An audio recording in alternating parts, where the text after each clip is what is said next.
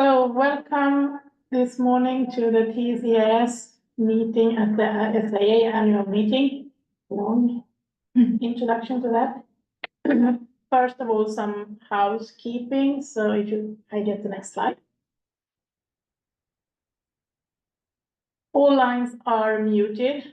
We in the room have a meeting going on in the other room. So if you hear some mumbling voices, that's because of that.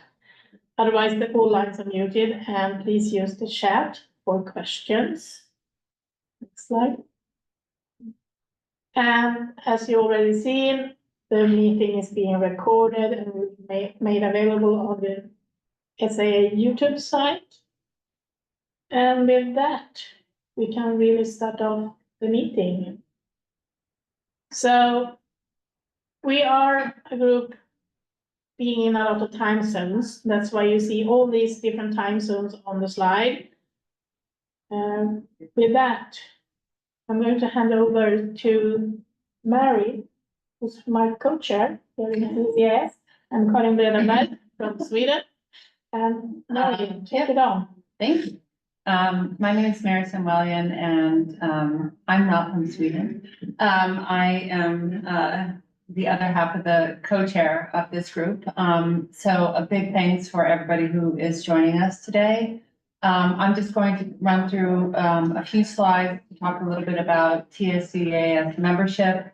But the majority of the meeting is for our different groups to give updates on the work that has been going on for the past year, and also to leave some time at the end. If people have questions, we'd like to open up the floor. So this is your opportunity to ask questions about the work that we're doing. So thank you for coming today. Next slide, please. So August is a month of change for our group. There will be members that are leaving. We've had some of our current members be reappointed, which is great because that way we can have consistent membership over the major revision that we're doing for EAD4, which Kirsten will talk about later.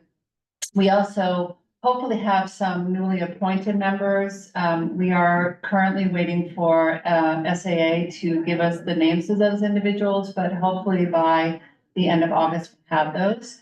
And we have had some liaison changes, which we'll talk about a little bit in a couple minutes. So everyone, thank you for your service. So brief introduction to TS-EAS. So the group is managed by bylaws that are set by SAA, and we provided the link to you if you want to learn a little bit more about the bylaws, but they really do govern, how many people can be in the group, how standards are revised, and other administrative aspects. The group consists up to 25 members. And the most important thing to remember is that this is both US-based and international members, which is great because then we have a really international view and a lot of different viewpoints of standards that really are worldwide. We have two co-chairs, which we mentioned, that's Karin and myself. And again, it's a balance between SA and international. We have an early career member. And we also have liaison and ex officio. So it's a pretty big group. And as Karin said, a lot of our work spans multiple time zones. So it can be really challenging and interesting to hold meetings at different times. So when you see meeting requests pop up and you see various time zones, that's why. And next. We consider and implement requests from the community, again, based on the rolling revision cycle. So again, you probably have seen a lot of emails coming from us. It could be in the form of, opportunities for training.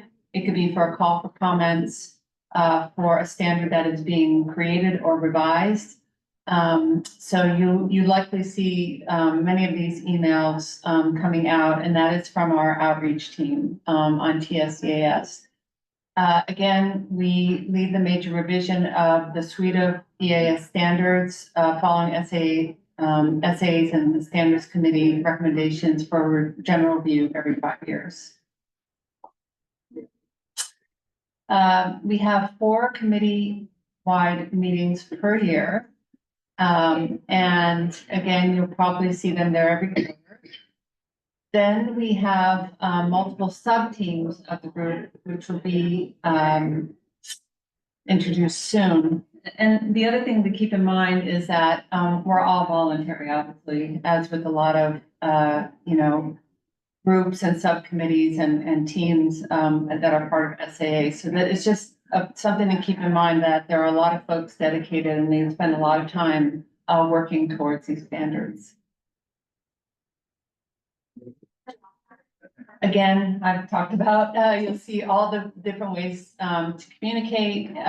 We have listservs, we have emails, we have GitHub, we have a handbook, a webpage. So, really part of our effort is to communicate as widely and as much as possible through various different avenues, so people have an opportunity, whichever one they decide is suitable for them. They have a lot of ways to connect, and we have a lot of ways to communicate with our community.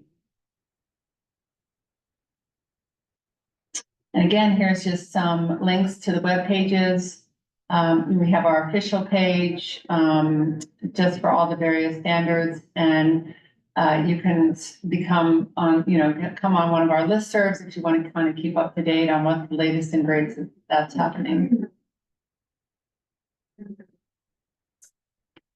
We also have some web statistics that are tracked by 2 of our members, Gerhard and Glenn. So thank you so much. We really appreciate that they gather these stats for us. But you can see how active our web statistics are.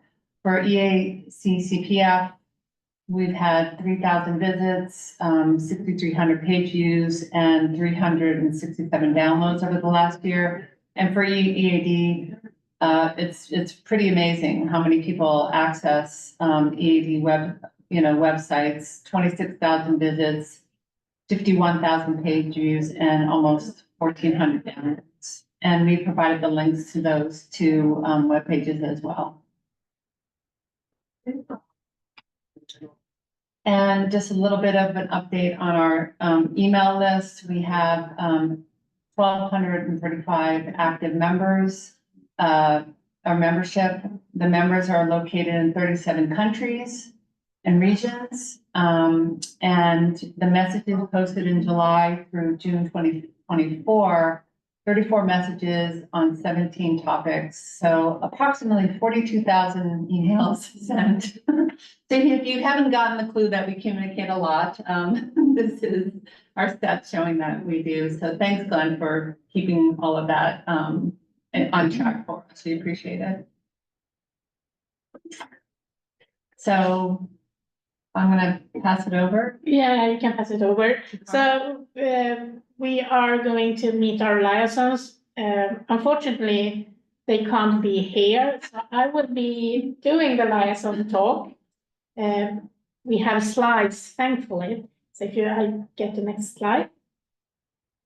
So the Standards Committee is wanted to say hello. Jody was planning to be here, but is writing and waving to us from the airport in Denver. And the Standards Committee, as Mary said, are liaisons to us and also our next in line. So they are our bosses. And the current co-chair starting now is Laura Michaels. She is also our liaison, so she participates in our committee-wide meetings. And we have Jody, who is the outgoing co-chair, and we have Dan Nicholson, who is the incoming co-chair. So that's the leadership of the Standards Committee. And if we take the next slide.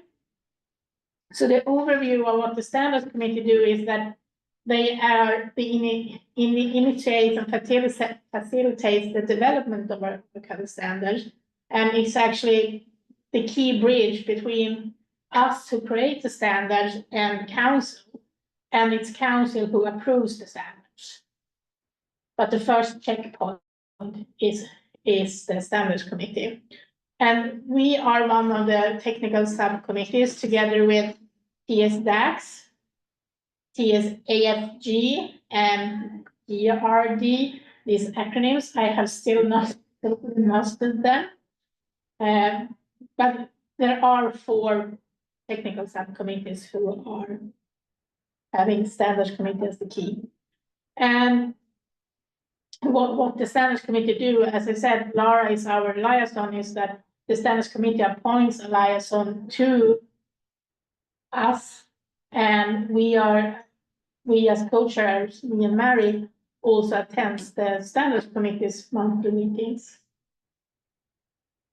We can go to the next one. And what the standards committee do, they are facilitating and having the overarching interest and priorities to ensure that all the work is done, is giving us puts time and skills, the correct person's doing it, and actually that what we do facilitates the need of the professional community.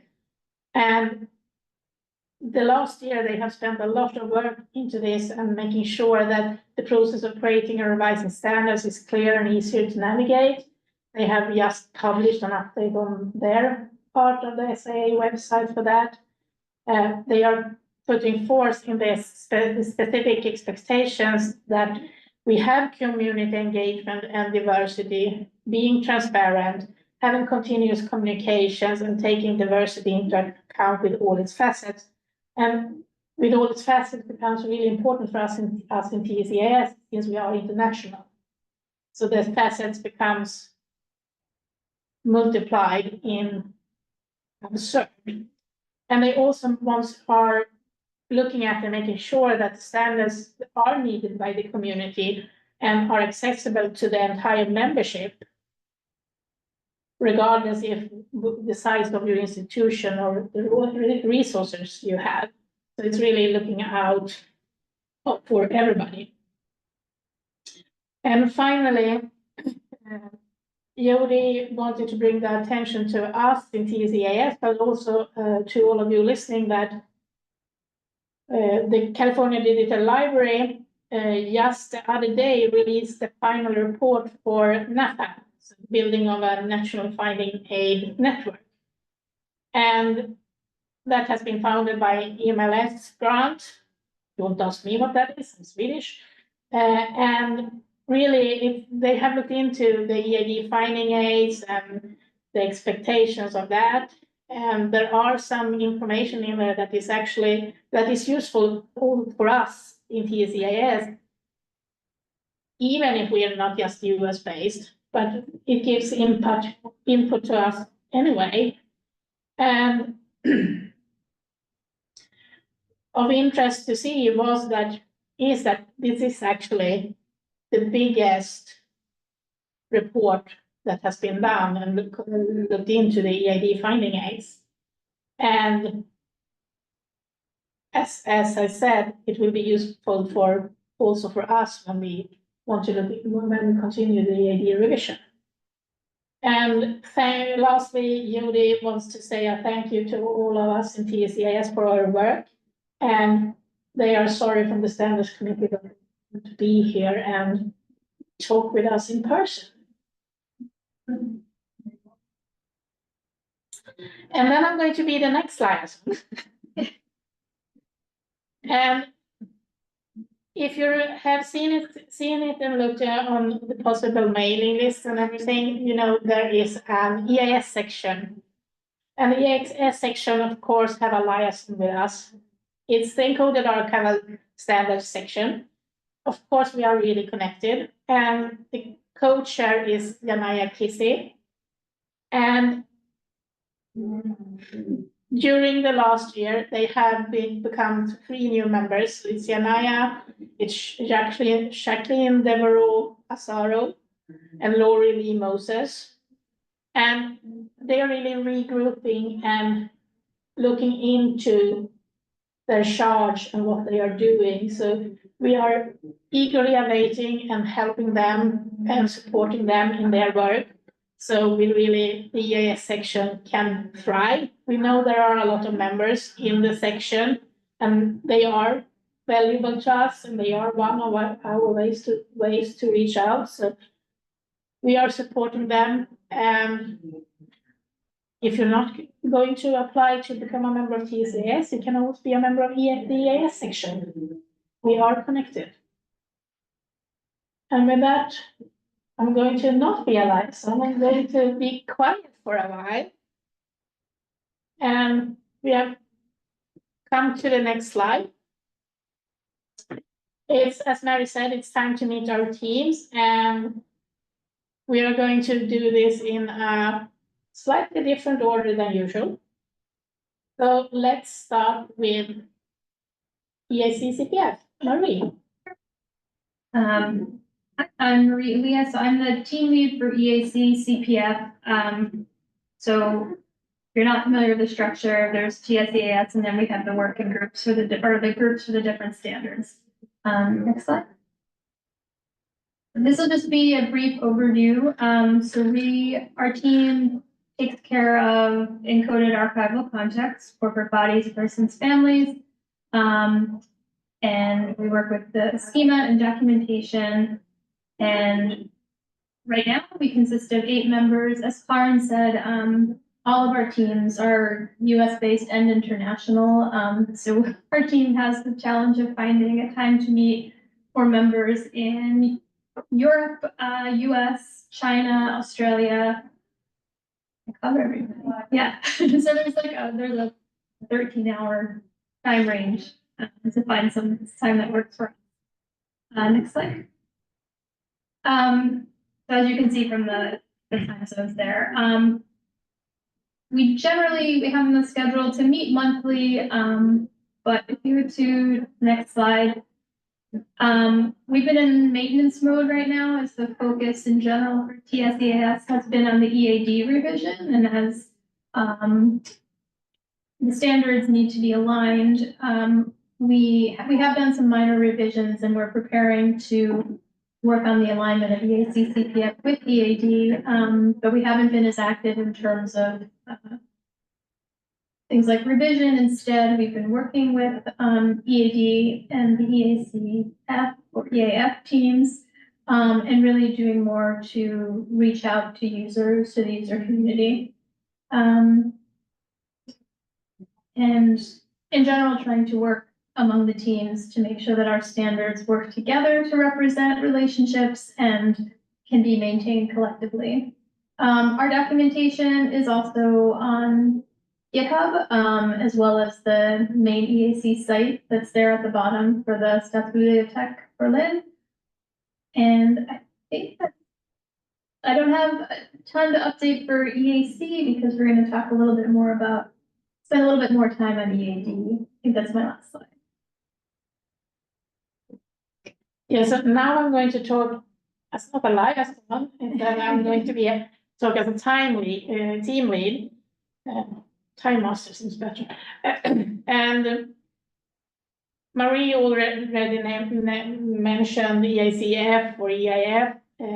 That's for functions on the next slide. So the function sub-team, if you read out the acronym, it's Encoded Archival Context Functions. And we are going to care about the schema and documentation. That's our looking into the future. And we are 5 members currently, and also here it's international and US based to get all the different facets that we need to have when we look into the functions.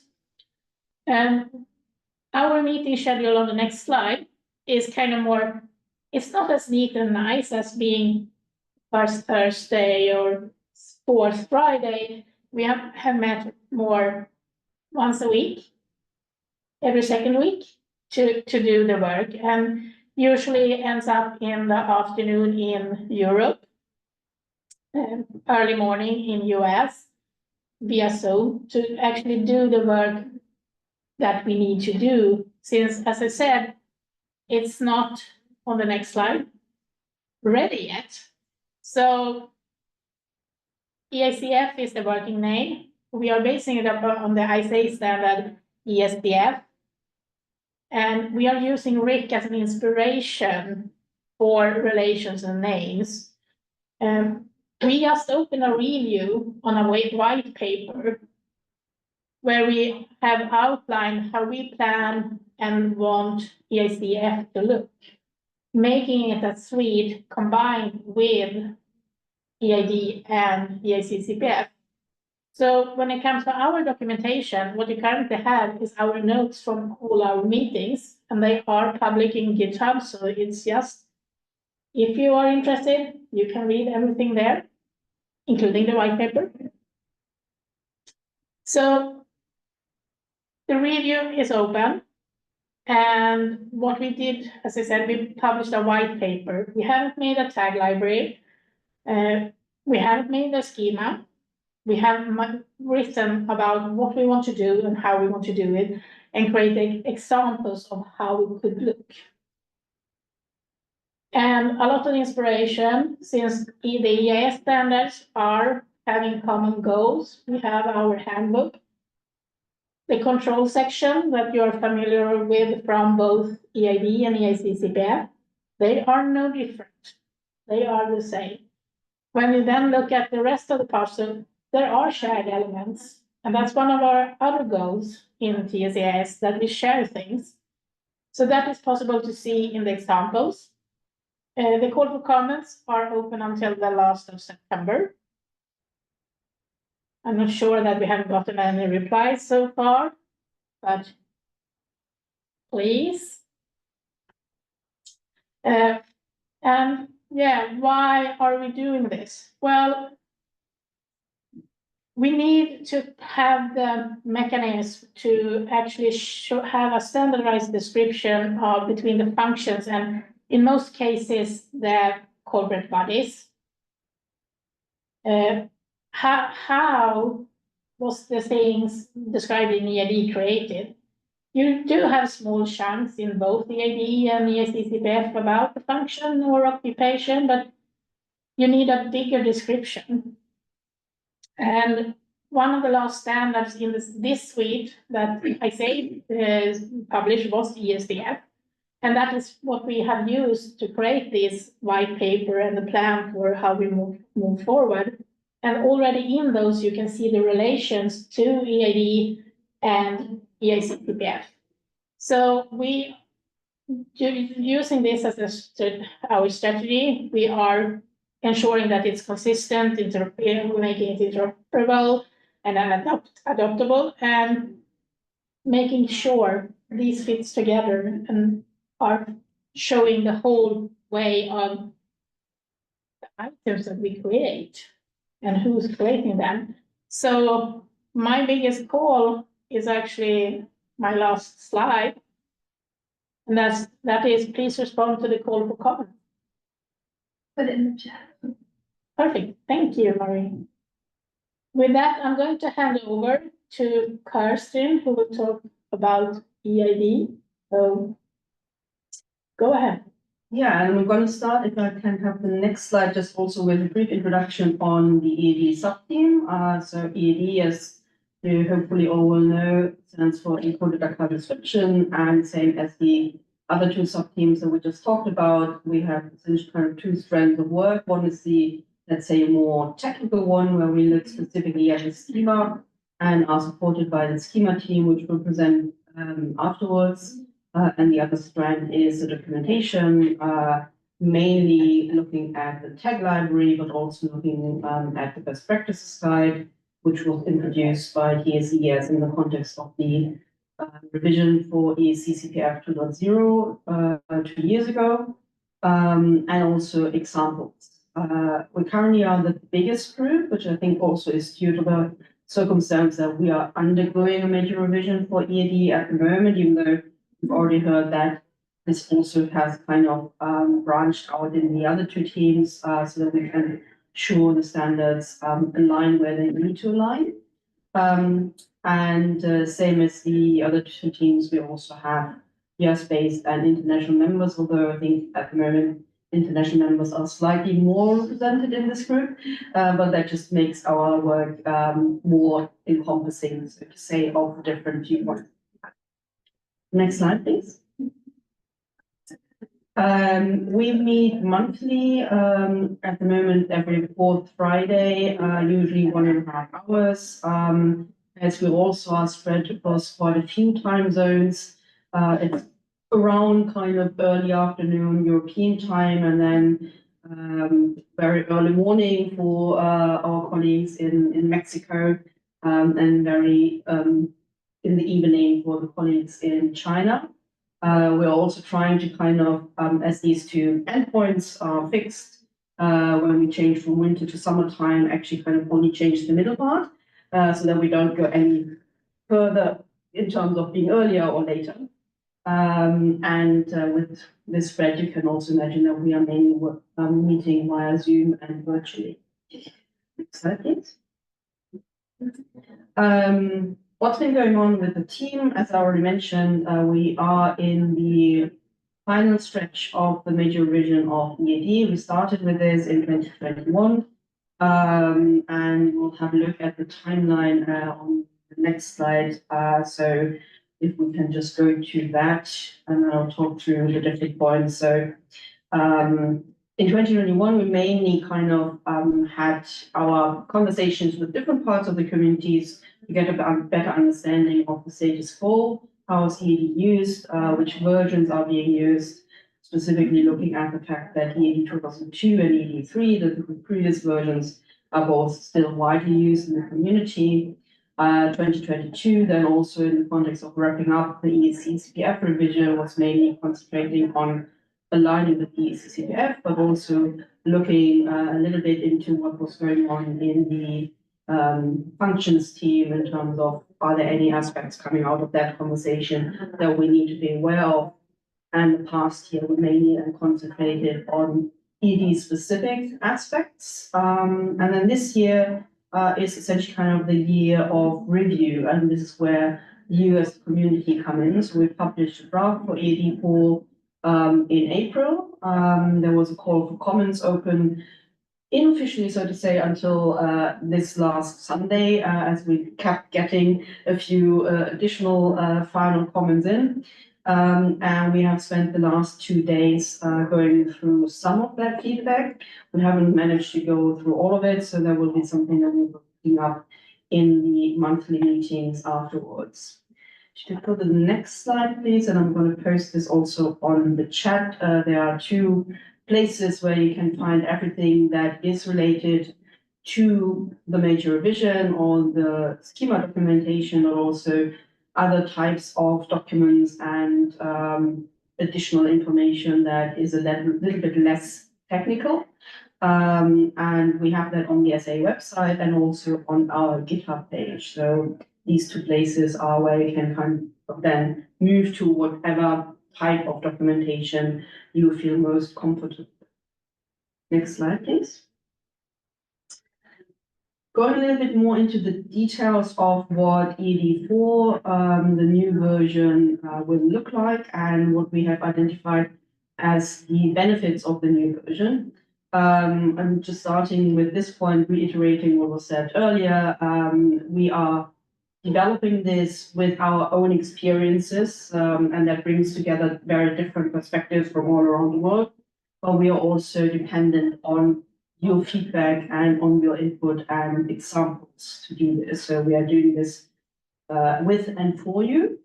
And if we go to the next slide, I'm going to talk about the 4 main aspects that we see in this new version. The first one is we are aiming for EAD to be more interoperable, and that on the one hand looks at our sibling standards, so EAC-CPF 2.0 as the one that is already kind of completely formulated and phrased as at the first point, but also EACF in the future, enhancing interoperability between the standards that we as TS-EAS care for, but also looking at other standards that we know are used throughout the community next to the EAS. And thereby hopefully allow greater data reuse and exchange between these different user scenarios. If we go to the next slide, please, I'm just going to mention a few things, how this shows in the new version of EAD. So the alignment with ESC CPF, you can see in the names of the elements, because we're introducing camel casing so that it's easier to read the element names, and hopefully also they will be more easily recognizable, specifically in an international context where not everyone will have English as their first language.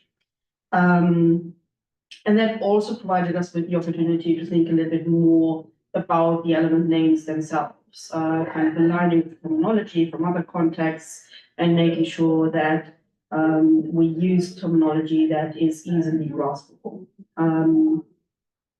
And examples for that include the control element, which is all the administrative information around the EES instance itself, but also how you encode dates or places, and how we allow for internal and external referencing. The next benefit is that we are aiming for EAD, but in extension also the EES suite as a whole to be more sustainable. That was hinted at earlier, that we are also trying to align our own kind of workflows so that we can work on these standards more in connection to each other rather than working on them separately. And that, of course, then also links us to other things that are ongoing in the archival community. So some of you might be aware of the records in context model. That is one of the examples that we have been looking at and following the development of. And we have, of course, also asked ourselves the question of how can we get the EES, specifically in this context, EAD, more into a direction that it remains comparable and exchangeable with the things that are ongoing in records and context and other contexts. So if we go to the next slide, please, there are a few points that I wanted to highlight how that is showing in EAD4. One thing is that we have worked a lot on relations and on related entities. So not only looking at how are we describing the materials, but also looking at how are we telling more about the entities that have whatever kind of impact on the material. And that starts with the persons, organizations, families that have created the material, that are maintaining the material, that are mentioned in the material. It continues with the functions that these agents have been fulfilling or are fulfilling. And it also looks at what we are now calling form available.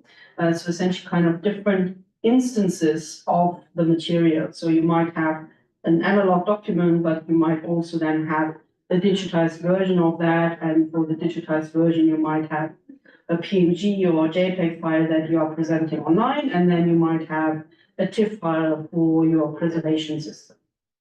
So that's what we are thinking about when we talk about forms. Next slide, please. The third benefit, and that kind of picks up on what I just said, is that we want the EAD, but also the EES, an extension to that, to be more exchangeable. So really supporting the point that you are not only using these standards for describing what you have in your own context, but also you are describing them in order to make them available online, and maybe also make them available in the context of descriptions from other institutions. And for that, we need to have something that allows us to link these different descriptions to each other. So we have increased the possibilities to include external vocabularies. We have increased the possibilities to refer to more detailed descriptions in other contexts. Next slide, please. Yeah, thank you.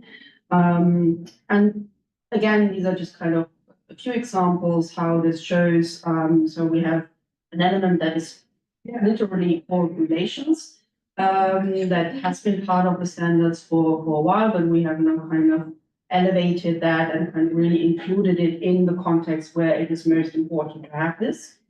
And that kind of filters through the elements that I mentioned previously with the agents and the functions, but it also is reflected in elements that are more about relating different types of resources to each other. So related material, separated material, but also application mode if we are talking about bibliographic resources. Next slide, please. And then the last point is that all that we are doing aims to be extensive. So you can start very basic. You can start with just having a literal text in the elements, but you have the possibility, depending on what you want to do with your descriptions and where you want to use them, to extend that step by step. And that might just be kind of pointing to a library of Congress subject headings, or to a place in GeoNames, or to something in the Jetty AAT, and kind of making connections to things that already exist. Or it might be something where you actually want to have specific pieces of information within your description. So all these different stages are now possible in the new version of EAD, and you can use them in whichever connection makes sense in your. Next slide, please. This is just kind of, again, a few examples how this is showing and coming through. The first part I already mentioned, but we also are opening up EAD a little bit more to extensions that come from other encoding contexts. So, for example, we are now moving towards the possibility to have all the different text formatting that you can think of by integrating XHTML encoding into the descriptions. So not repeating elements like a list element, but actually really making use of standards that already exist and combining them with the standards that we maintain. Slide, please.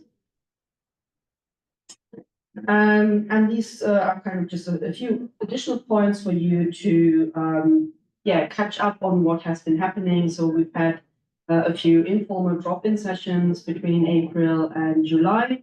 We've also had various blog posts in cooperation with the Descriptive Notes blog that we published around the ED revision and what happens there. So these are, again, kind of different possibilities for you to engage. Next slide, please.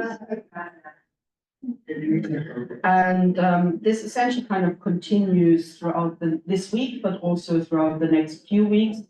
So as I mentioned, we have reviewed part of the feedback that we have received. We'll continue to do that.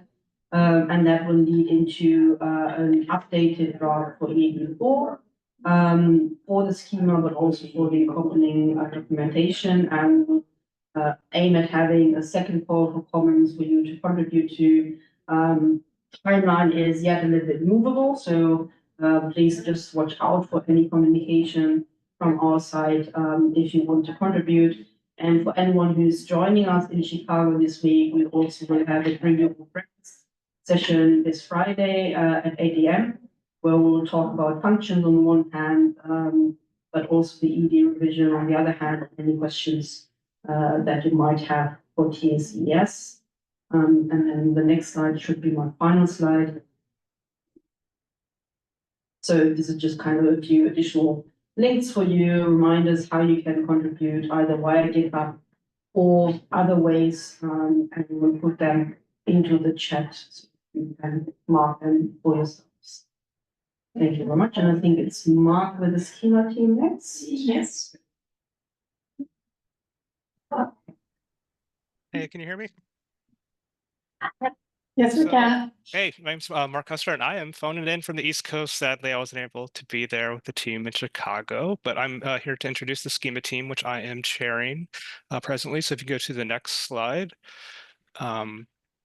Yeah, so the schema team really works very closely and receives instructions from the three other standards subteams that we've within TS-EAS, which we've just heard from, namely the EAD team, EACCPF, and functions. So our real primary goal then is to make sure that all the decisions that are made by those standards teams are translated and encoded into machine readable formats, really with the aim of making sure that any archival description that finds its way online will then be as easily shareable and repurposable as possible. And that shareability can really take many different types of forms, whether it's sharing archival description with online aggregators like Archives Portal Europe, or being able really just simply to be able to move description from one system to another in just day-to-day work or for migration purposes. We also manage the pipeline for creating documentation, whether those are the PDF descriptions that are shared for which we refer to as the tag libraries, or the HTML variants of those. And more recently, we're starting to put some efforts into creating some other human readable forms of documentations in the forms of best practice guides, which I'll say a little bit more about in just a second. And yeah, right now we do consist, including me, 8 members in the US and internationally as well. So if you go to the next slide, just for very quick overview for our meeting schedule. Right now we're meeting monthly, and we just recently switched to starting on the first Friday of each month. And we do conduct all business via Zoom, aside from meetings like this when we can meet in person. To chip away at different efforts. And speaking of different efforts and what's going on, I just wanted to highlight a couple here. Actually, one thing I didn't mention earlier, which I should just quickly say based on some of our other conversations, is that although it's not something we're working on right now exactly, it is something we're working on heavily the previous year to make sure that when we are making updates to EACCPF and EAD, and when we create a schema for functions in the future, once that's been finalized, and we have more community feedback around that, as Karin mentioned. All of that now is happening in one place. So we've consolidated our publication pipeline for schemas into a single repository in GitHub, which is really helpful and makes our works a lot easier moving forward.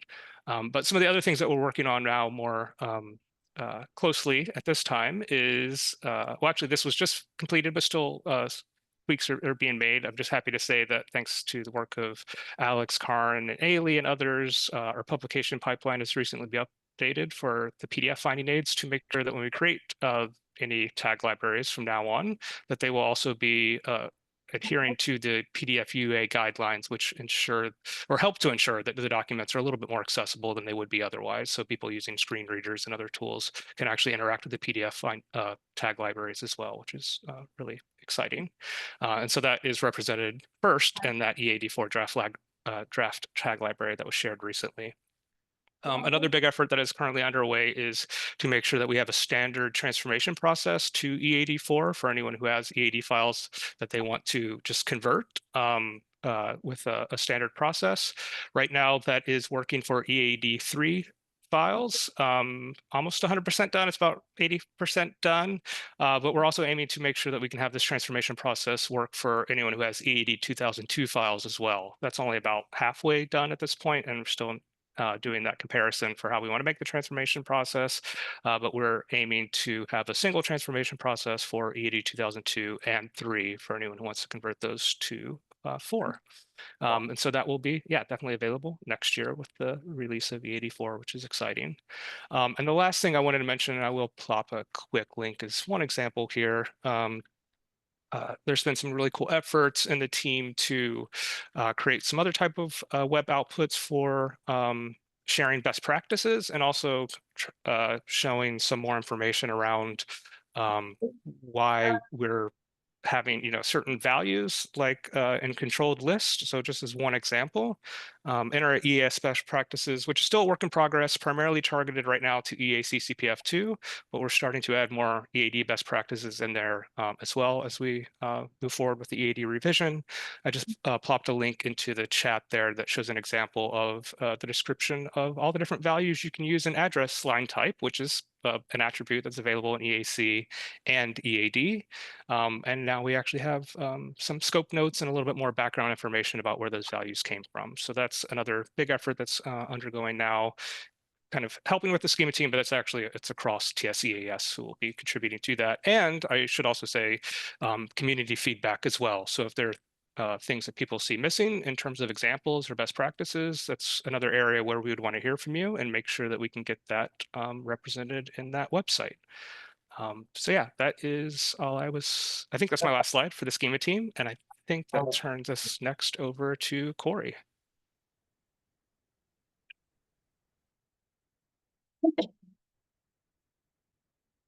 So, yeah, just to report on the outreach and communication team.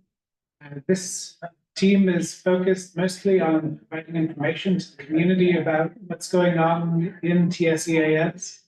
Part of that work is providing a forum for collaborating with other groups that are involved with the encoding standards. And so while we have a small membership this year, 4 members in the committee, both US and international members, we also include 2 liaisons, one from the EAS section and the other from the collection management section.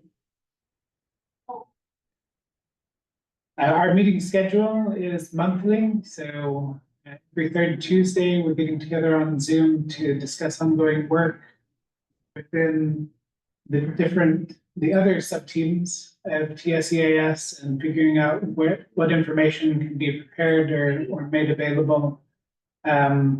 Especially working with EAD this year, the ongoing revision work.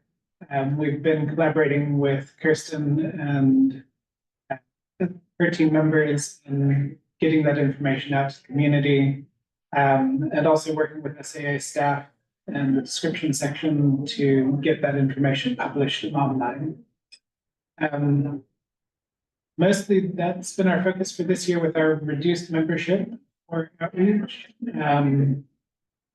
As membership changes in the coming year, we may shift again to more active training development as we were in previous years. That's all that we have to report from outreach and communications. So that brings us to the end. It brings us to the end. Thank you to all the team leads for telling and giving the status. And quite frankly, we now wanted to open up the floor for questions from you listening. Any questions that you want us to bring up and say something more about?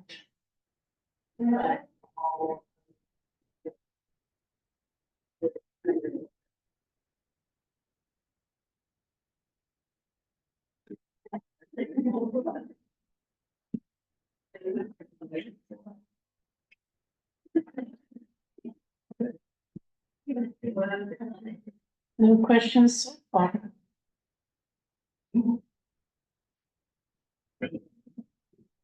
I would say we just round it off then, Mary. And Kirsten, you said it for me, stealing my final comment about bring your own breakfast. So if you are in Chicago, you are most welcome to our bring your own breakfast.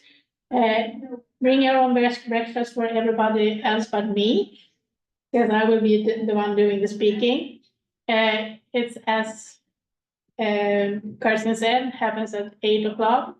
It won't be recorded and it won't be sent live. You need to be there with your breakfast. And we will, as Kirsten said, be talking about EAD, about functions, and about TS-EAS. So I hope I see some of you there. And with that, thank you for joining us. The recording will be available later. Thank you. Thank you, everyone.